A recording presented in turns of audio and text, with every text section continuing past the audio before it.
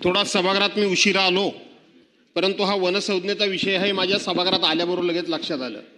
सन्मान्य सदस्य चंद्रदीप नरकेजी हा विषय थोडा दुसरीकडे घेऊन जात आहे. तुम्ही 54-58 सालामध्ये काही जमिनी ह्या फॉरेस्टच्या झाल्या, त्या अद्यापपर्यंत फॉरेस्टच्या ताब्यात आल्या नाही असा तुम्ही मुद्दा मांडलात. मुळामध्ये याचा आणि फॉरेस्टचा काही संबंध नाही. या ज्या सिंधुदुर्गमधल्या जवळजवळ 18,500 19,000 हेक्टर जमिनी ह्या वनसंज्ञा म्हणून त्या ठिकाणी त्या लागल्या गेल्या आणि त्यानंतर कस्तुरी रंजन समिती आली आणि त्या समितीनं पुन्हा त्याच्यावर शिक्कामोर्तब केलं. त्यानंतर अनेकांनी हा प्रयत्न केला की ह्या जमिनी मूळ मालकांच्या ताब्यामध्ये जाव्यात, अशा प्रकारचा अनेकांनी प्रयत्न केला.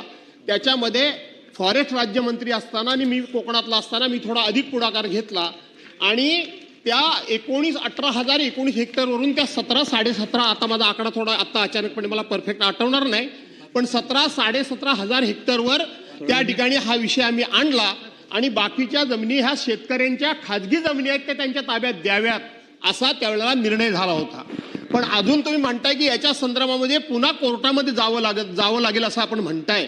मला वाटलं होतं हा इतक्या वर्षामध्ये विषय सुटला, पण सुटला नसेल तर तुम्ही ह्या सिंधुदुर्गात पुरेसा जर विषय असेल तर सन्मान्य सदस्य विजय वडट्टीवार म्हणाले त्या पद्धतीनं असेल, सन्मान्य सदस्य निलेशजी राणे म्हणाले त्या पद्धतीनं असेल, ते नेमके काय बोलले मला माहित नाही, परंतु त्या पद्धतीनं असेल किंवा मी म्हणतो त्या पद्धतीनं आपण हा विषय तात्काळ या सिंधुदुर्ग जिल्ह्यातल्या शेतकऱ्यांच्या स्वतःच्या मालकीच्या जमिनी आहेत, या फॉरेस्टच्या जमिनी नाहीत, त्या तात्काळ आपण रिलीज करणार काय, कोणत्याही मार्गाने करा पण करणार काय.